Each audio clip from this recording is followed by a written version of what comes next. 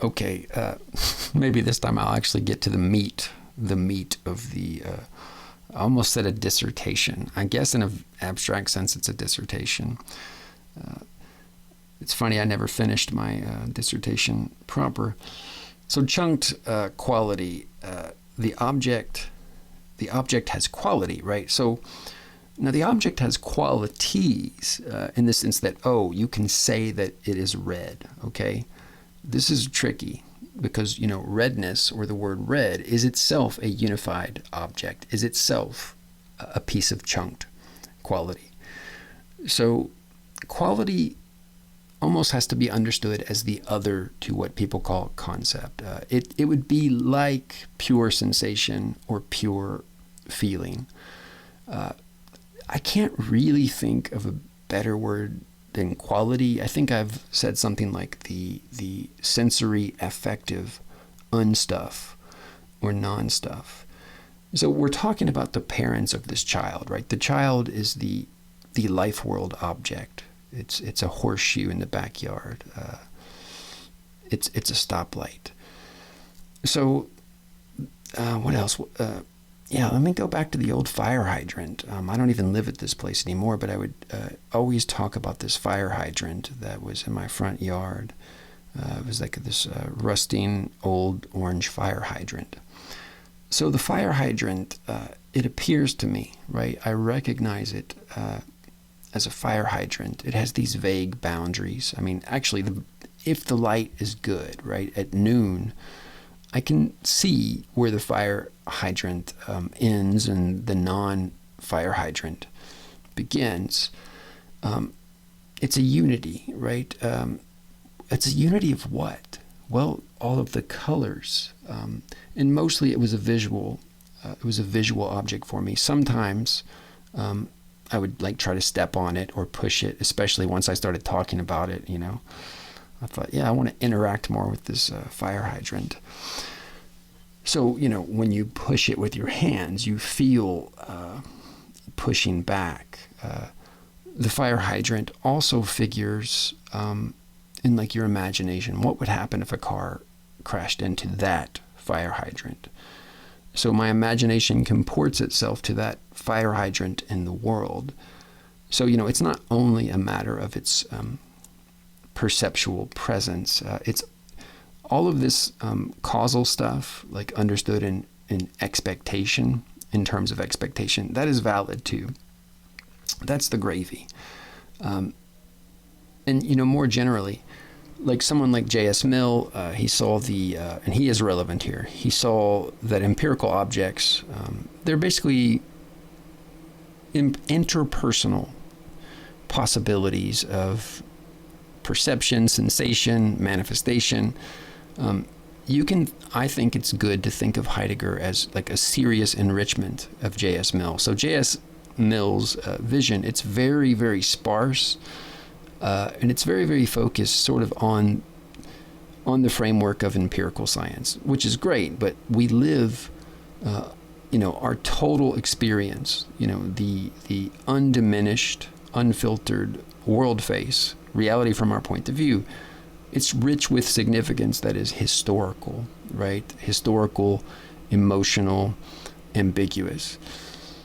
But the big breakthrough in Mill, and I'm not sure if he did it, I think he was before Mach, so I do think he was one of the great pioneers. But instead of thinking that our experiences of the object are other than the object, he saw them as parts of the object. Or really, he used this language of possibility. This is some of that tweaking I talked about, right? So J.S. Mill does not say the exact same thing as Heidegger. J.S. Mill is not the final word, but he's the great breakthrough word. But yeah, the empirical, the public, the physical object, it's the interpersonal possibility of its manifestation. So, I have this perception of the fire hydrant. You might say that I live that perception. It's like, oh, there's the fire hydrant. Or really, not even that. I walk around it so I don't bang my leg on it. I enact a response to that perception. Now, precisely because I enact a response to that perception as the thing itself, this is why phenomenologists talk about the object showing itself from itself. The object manifests. You could say that the object radiates. So the point is not at all mysticism, but quite the reverse. An honesty and a realism about the way we live with objects. You know, I don't live with objects like they're in my mind, right? You know, like the stoplight. I don't control the stoplight. It's a sign that controls me, right? If I ignore the sign, I get pulled over or whatever.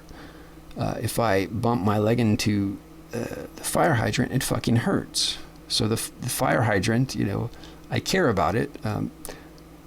Mostly I cared about it because it was a funny example. The stoplight is a more pragmatic example. Okay, so the fire hydrant is a chunk of quality.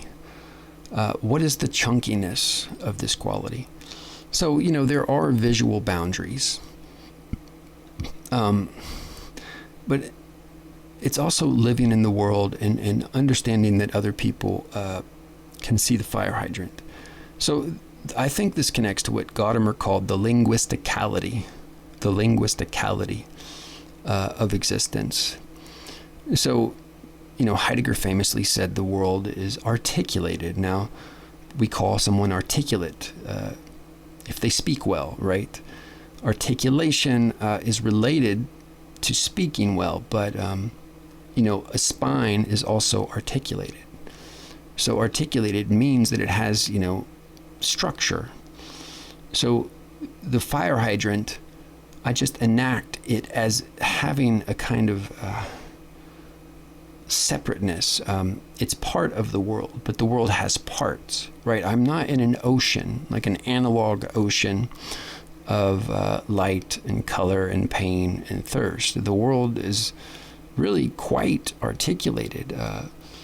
My mundane experience is that I'm in this world of these particular objects, right? So, like, I can move my lamp to another room.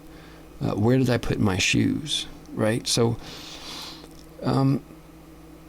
yeah, phenomenology is just pointing at the situation in which we find ourselves, right? It's not trying to do anything profound or surprising, and yet it can be surprising because basically we have to unearth the structures that we mostly enact without noticing them.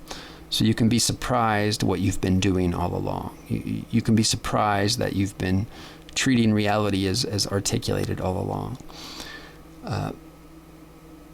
Now, this I think most of us are okay with. Like, I don't think articulation is such a difficult concept. What maybe some people will be tempted to do because they've inherited it from the tradition, they will say that our categories or our articulation is inside stuff, right? So in our mind, right, there's a world of different things, but in reality, there's just this X, this noumenal X that we can say nothing about, right? We're stuck in private theaters, but yeah, why would we abandon that view? Why would we reject this assumption of the private theater of inside stuff? And, you know, I can understand, I think the last inside stuff to go, like, it's a radical thing maybe for me to say that the internal monologue is only empirically or relatively internal, right? That's, I can completely understand people needing to hear more of a case for that. And to some degree, that's an aesthetic decision, a rhetorical decision. But representational realism, you know, tells me that I don't see the fire hydrant, that I see an icon that is in my mind. So, you know, the quasi-psychoanalytic reason to do that is self-honesty or the coherence of my theory in the way that I actually live, right?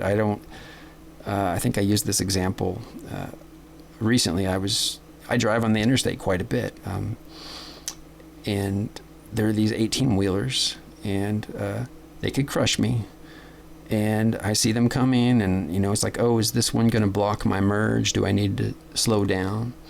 Right? I don't treat the manifestation of the 18-wheeler as something in my head. It's something that can crush me into pulp. Okay, it's a monstrous thing, and I don't really love being stuck between two 18-wheelers on the interstate. Right? I want to get away from these beasts. I'm just, I have a realistic turn of mind. Like, I can imagine what could really happen. People are faulty, machines can fail. Do you see? I'm trying to point at fear and desire, the felt transcendence of objects. And the transcendence of objects, it's the going beyondness of objects. The object is not lived as something in my head. So in a certain sense, it's harmless to say that, you're trapped in a world of icons, because then you're going to go ahead and treat these icons like the things themselves. But to me, that's just sort of lame. It's just kind of unsexy, right? It's inauthentic. People, it's like, okay, let's go play story time. Let's go play this phony chess game with words and pretend we're doing pseudoscience. We're going to pretend we believe this stuff. And then we're going to go back to normal life and contradict ourselves in fact and deed. In the beginning was the deed. Okay, so the principle of unity, the one, this is what I mean by the discrete, right? Discrete means chunky. The integers are famously discrete. Diophantine equations are like hardcore. You can express computation in terms of Diophantine equations. Like, it's weird. But, this is the domain of computer science. This is Turing, Markov, metamathematics. So, yeah, let me take that little digression, right? So when I write the numeral 3, right, that numeral has quality. It's something that I can see on the page. It's the color of, the blue ink. But the role that little mark plays is sort of, in some sense, it floats above. It floats above the color of the ink that I used or the exact shape that I drew. This is why people have been tempted to postulate non-material or immaterial meaning. This is the motive, right? This is the experience that inspires mathematical Platonism. Now, there's a few issues here. What is, immateriality, the negation of materiality? How do we understand material? So I think the deep way, the best way to understand material is really the qualitative, right? This is the chora. This is the indefinite dyad. This is the qualitative continuum. But the common way, which I think is pretty crude and paradoxical, is to understand the material as a kind of chunked, a particular kind of stuff, right? Not quality, but a fetishized categorization, right? So the categorization, this is the discrete, like the material, the true material, like the deepest way to understand material is as the qualitative. And this is almost ineffable, right? Exactly because as soon as you put a category on it, you're probably going to lose it. But this is, I don't see this as mystically ineffable. It's a really hard thing to talk about. And yet I think musicians and artists won't find it that hard. There's the concept of pain, there's the sign pain, and then there's pain. I bumped my knee recently because I've got this insane giant desk. It's like an old kitchen countertop, and it's on these huge concrete blocks. It's the most badass desk I've ever had. But there's some hardcore, there's some concrete here on the side, and I just banged my kneecap and it hurt, right? And, I'm not a crybaby, and I'll study my pain, right? So it's like, oh, how long will this intense pain last? Oh, about 10 seconds. The pain is there, okay? Presence is presence as quality. Presence is quality. There's no perfect way to say it. I do know what I mean. There's something that I want to say. There's something that I'm trying to point at that is so radically simple that I find myself misunderstood because, and not just me, this is philosophy in general. You can be trying to say something so radically simple and down to earth, but other people think that philosophy is this pretentious super science. So it's like they refuse to believe, it doesn't even occur to them that you're pointing at the basic structure of ordinary life, because who in God's name would waste their time on that, right? Because the whole point of philosophy is to ground an ideology that gives you authority, right? I want to be able to pronounce what is correct. I want to, I want to be the king, and I need to make a case for my superiority to other people. I need to. This is my diagnosis of civilization, and the scientific version is that even though it's psychologically naive, you put on a lab coat and use a lot of jargon. So yeah, the tendency of philosophers to think of philosophy not as positivistic explication of normal life, but instead as I'm deep at ease, quasi-mystical deep at ease. And the thing is, I like profundity, but what is genuine profundity? What is depth? Where do we find depth? We look down. What is down? Down is life in the weeds, life in the swamp, life in this dirty, nasty, uncertain, and dangerous world. So in that sense, Heidegger and Feuerbach are deep because they're digging. It's an excavation.